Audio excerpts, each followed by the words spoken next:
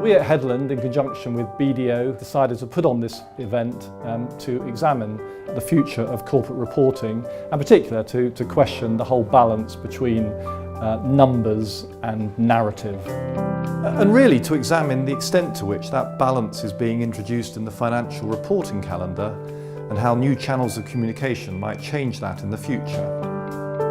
Traditionally it's been very UK-based, UK-centric, and we have a very strong corporate governance and reporting culture here in the UK.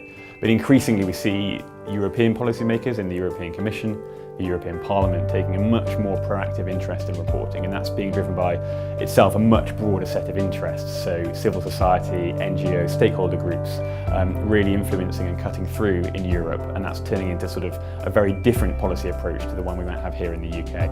I think they've got too big, too complex. You've got the front half of the accounts and the narrative reporting, which is set by national regulators, then you've got the back end set by international regulators, and sometimes the two don't mix. Accounts need to become more cohesive and tell the story.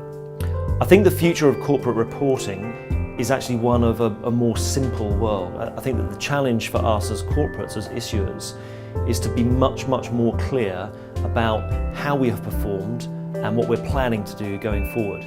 We have a corporate website, we use social media, we produce analyst presentations, many of which are also important parts of the disclosure, but frankly don't take anywhere near as much time. Social media plays a huge role these days in the dissemination of our information. I think that increasingly the printed book will become something of a reference document, but I think more and more effort will go onto the online versions of those kind of documents.